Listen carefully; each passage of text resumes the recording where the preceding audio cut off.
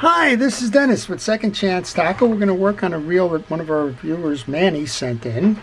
And this is a Jarvis Walker. It's a 6000. It's a Nexium.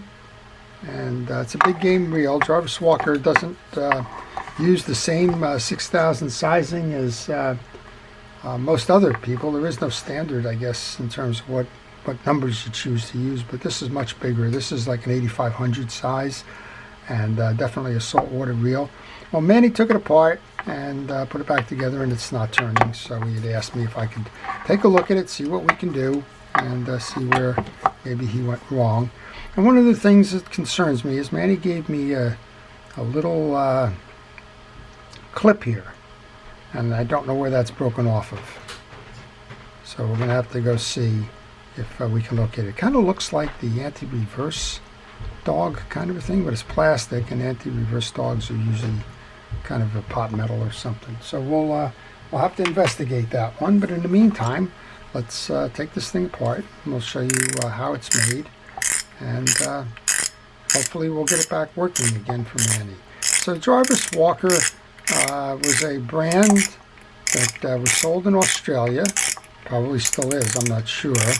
Penn bought the brand, and it was used to be marketed as an international Penn brand, and then Penn sold the brand to Bimini Bay Outfitters.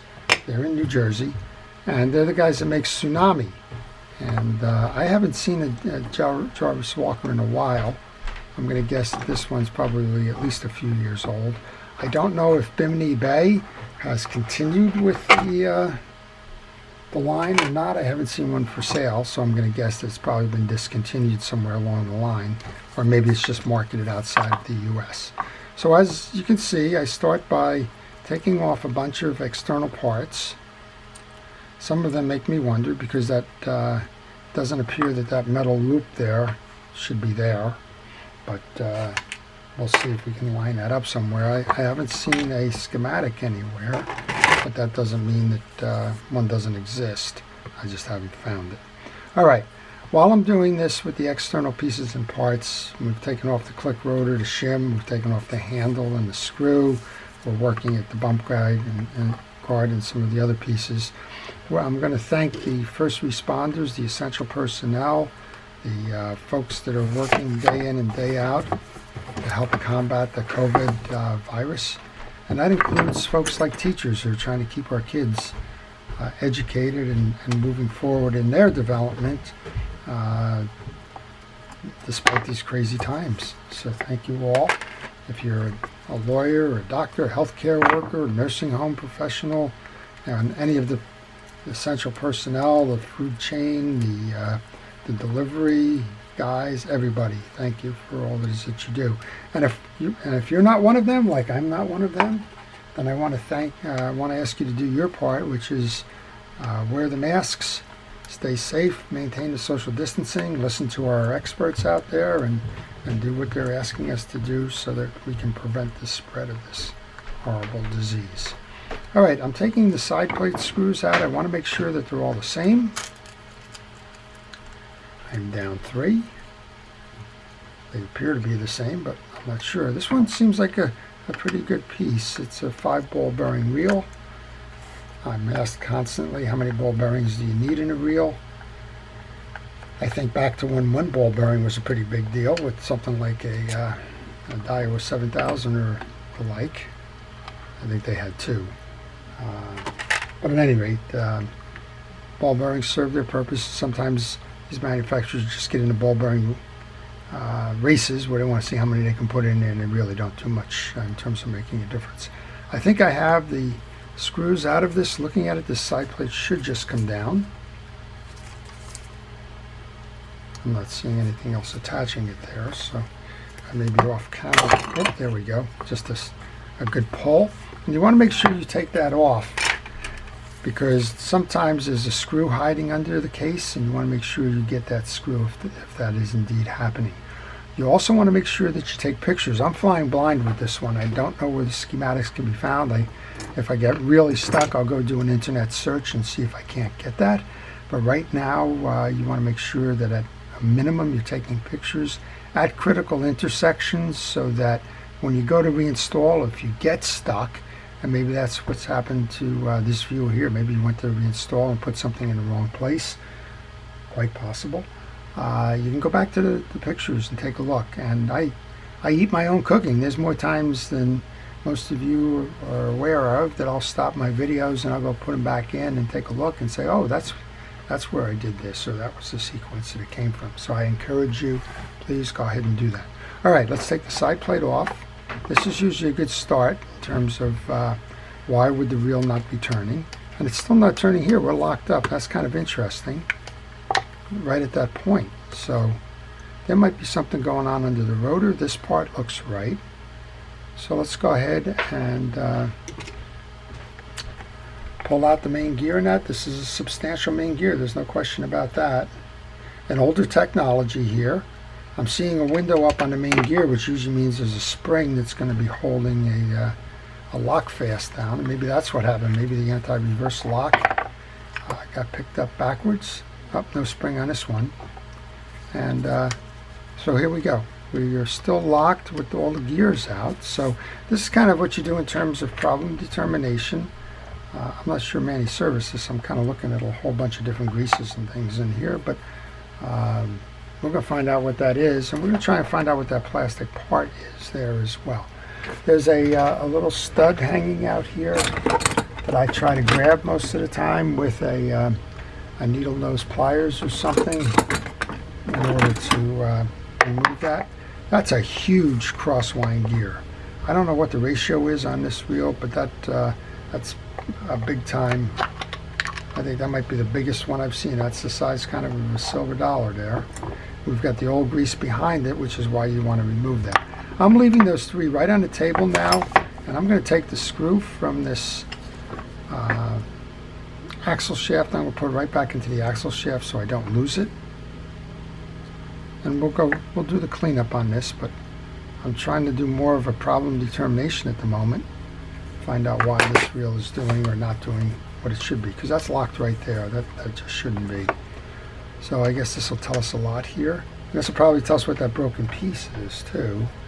And I'm not sure if there's a answer to a broken piece. All right, that's got a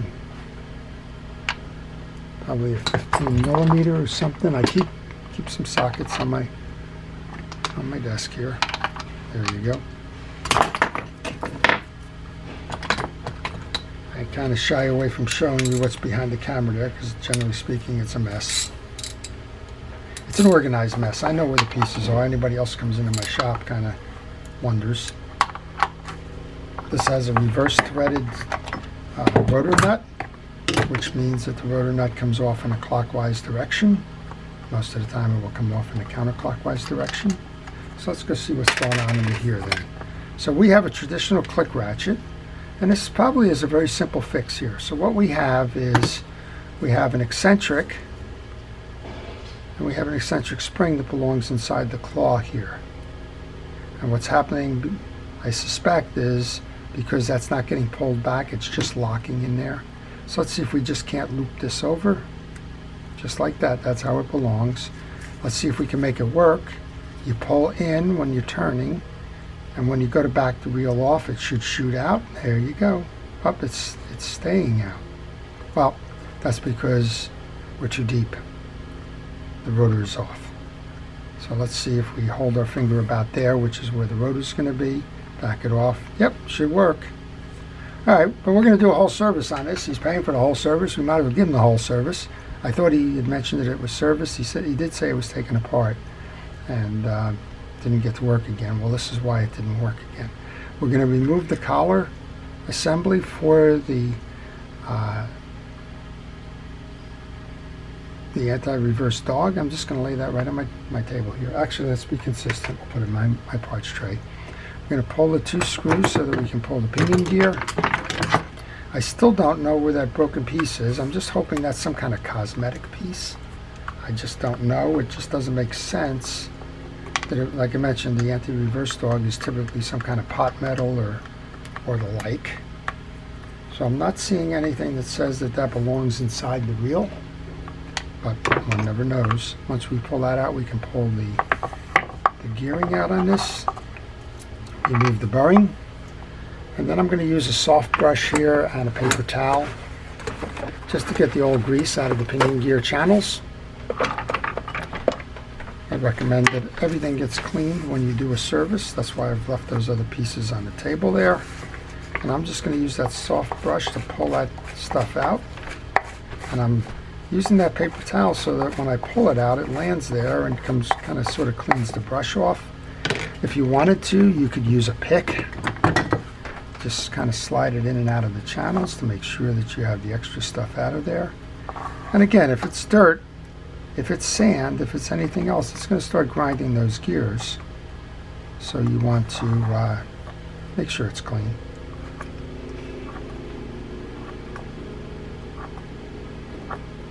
And if you wanted to do one final clean, you could take a penetrating oil. In this case, it's a WD-40, but anybody's works.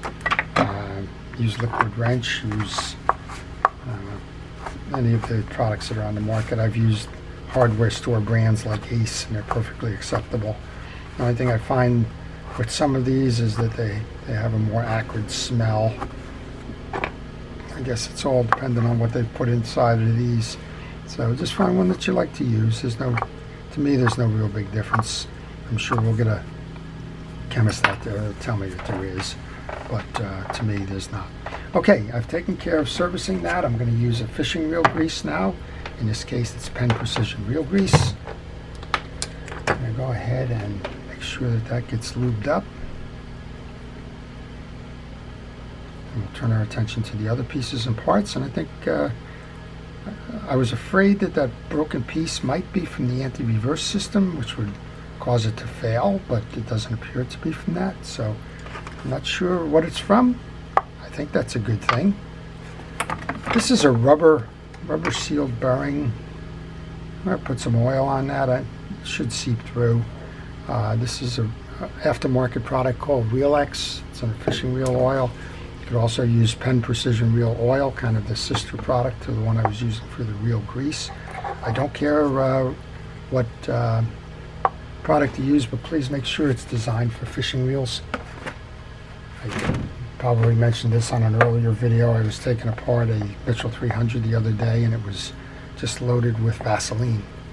And sure, it can be used, but it evaporates quickly, and it doesn't provide the protection that some of the marine greases and oils do. All right, I'm just cleaning this purple grease here. We had two greases in here. We had a purple grease and we had a blue grease. Just cleaning that out.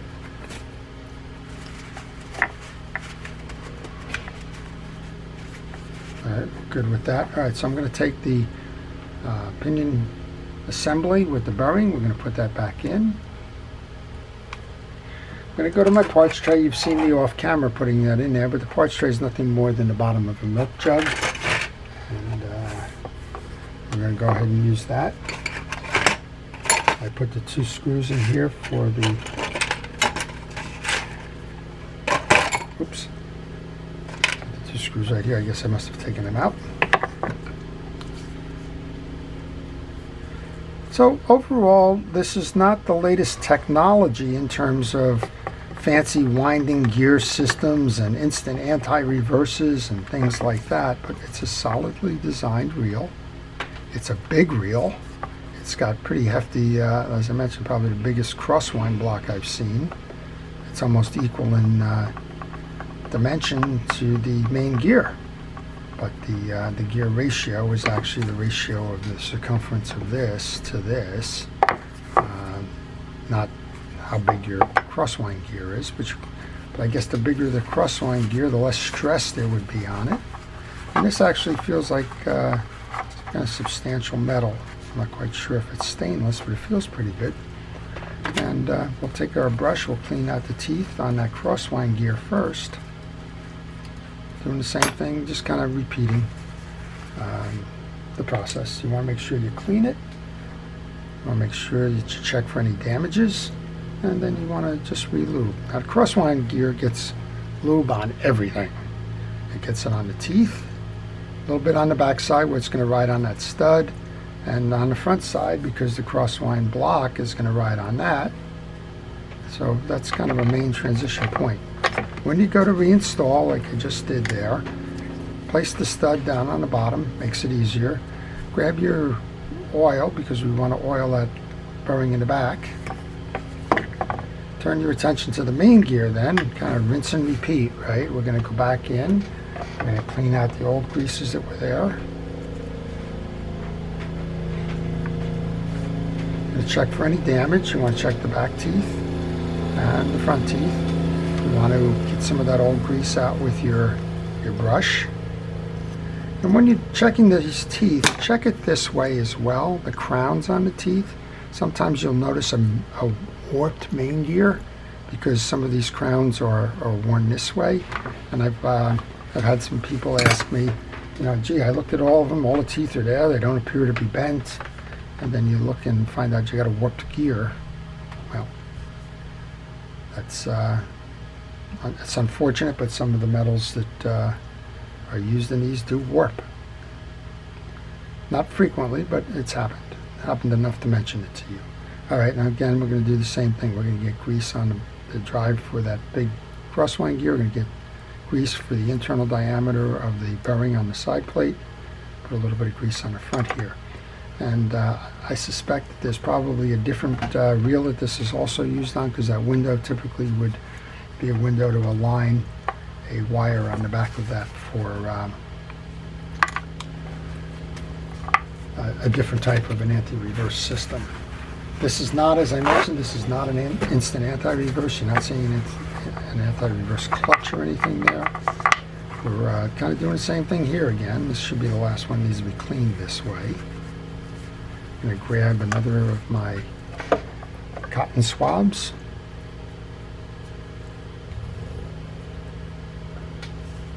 And we can reset this. We're going to put a little bit of grease into that channel.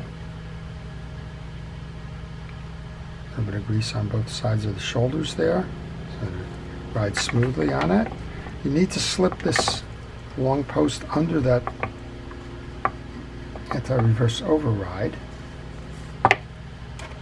We can remove the screw on the axle shaft, where it's just kind of a holding place. Let's go ahead and put some grease onto that axle shaft. Now, if that was pitted or rusted or had old grease on it, go ahead and use some mild abrasive or cleaner to get all of that stuff out of there. And then go insert that in, making sure that the holes align for that screw. There's a flat side on that axle shaft that's got to be lined up. Generally speaking, that flat side faces out. And then just go ahead and tighten that screw down.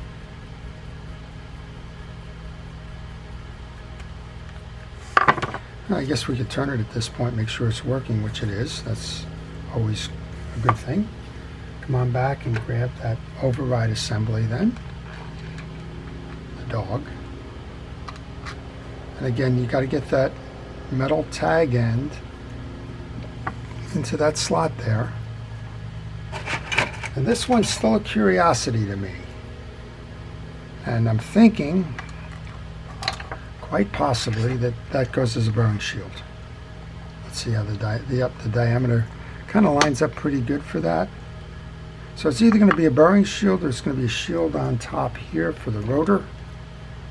And I'm not seeing the rotor one, so I'm going to install this on top, because it kind of looks like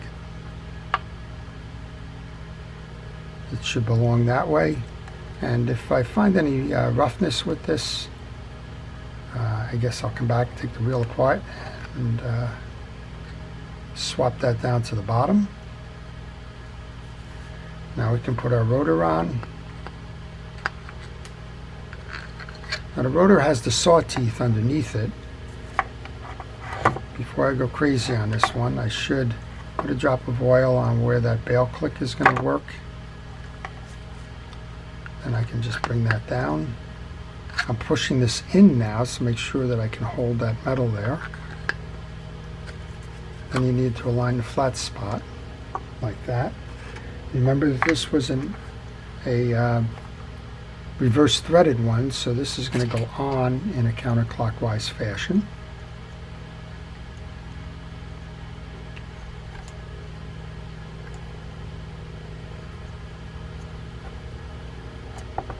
And then we're going to grab our wrench. And in this case, I got to bring this axle.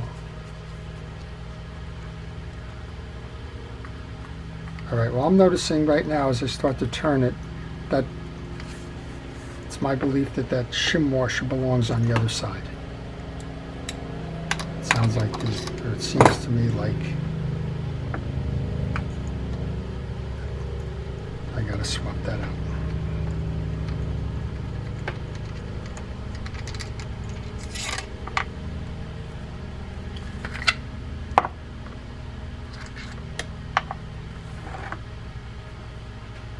Okay, I'm going to grab that washer and put that as a bearing shield then. This is where a schematic would be helpful. And this is where we're just going to have to kind of play it by ear.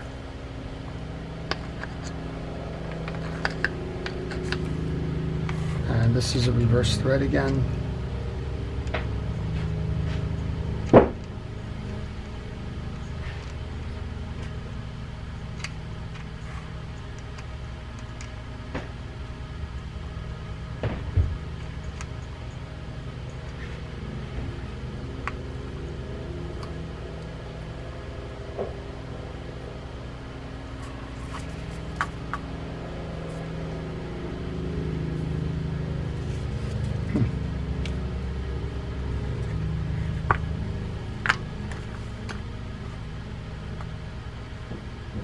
So this is curious because I have a gap here and a tight here. This is not on square. Okay, once you've tightened down your nut, that's a 15 millimeter. You can tighten it the rest of the way with either an open wrench or you can use a socket if you bring this throw all the way down to the low point. You can generally get it with the throw. You can also take the axle off and tighten it that way. As a point of illustration, we didn't have to put the axle on before we put the rotor on, so let's do it that way just to show you. Pull the axle shaft out, go in with your ratchet. In this case it's a reverse thread. Make sure it's nice and tight, give it a spin ahead of time. Look at that, it's actually working. Then you can go ahead and reinstall your axle shaft. Now generally I like to stud down below, but this darn cross block is so big that I guess you can pretty much put that in from anywhere. Alright, so we've got everything done, but that mystery piece has not been identified and I don't know what it is, and I guess we won't know until we fully test this exactly what it is and if it has a critical role to play. I don't believe it does. It appears to me to be some kind of trim piece. You know, something to make it pretty. We've just oiled the side plate screw. We'll give it a look at that. A whole lot better than it was. All right, take the 4 case screws that we know are the same, so they can go in either block.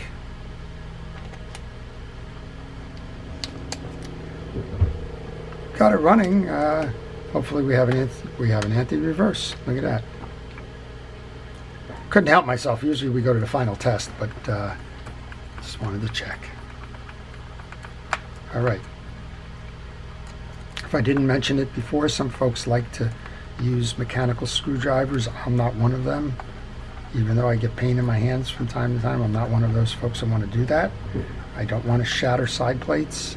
I've seen these things get over torqued and cause poor performance in the rail, and if there happen to be a plastic case, well, then the problem that you have there is that you can shatter or crack that case if it's torqued down too much. So just be careful. If you want to use a mechanical screwdriver, go ahead. Leave it a little bit short and then just make the last turn or two by hand.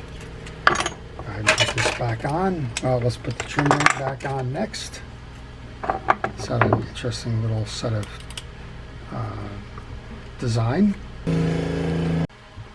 Alright, just finished tightening that down then. Got the override. Make sure that if you're in the override position, that's the on position.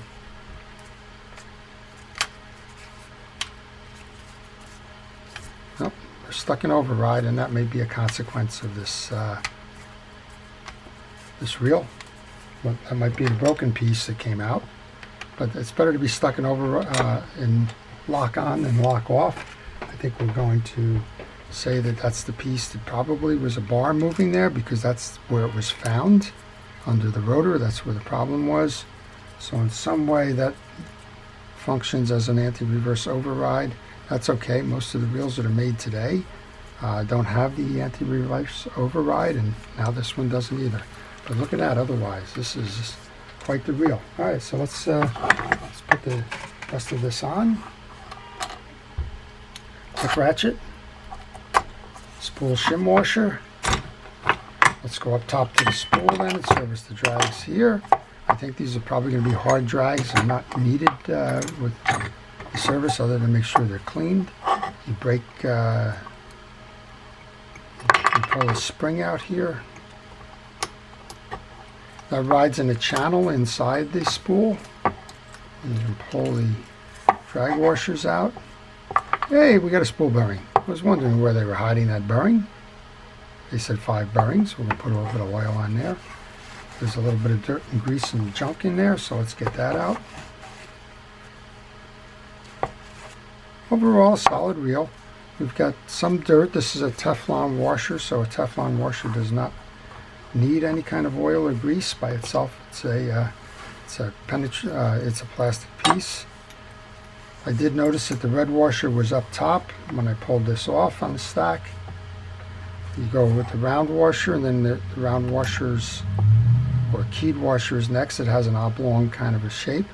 Again, another Teflon washer, and then you go with the eared washer, which has a round hole in the middle. And you go with that hard washer up top. Last of the keyed washers. This goes back into the groove. I'm going to cycle that around.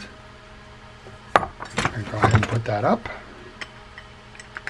And Manny's going fishing again, and Manny's in New Jersey here like I am, and I'm sure he's getting ready to take this out to the Hudson River and go catch some striped bass. Oops.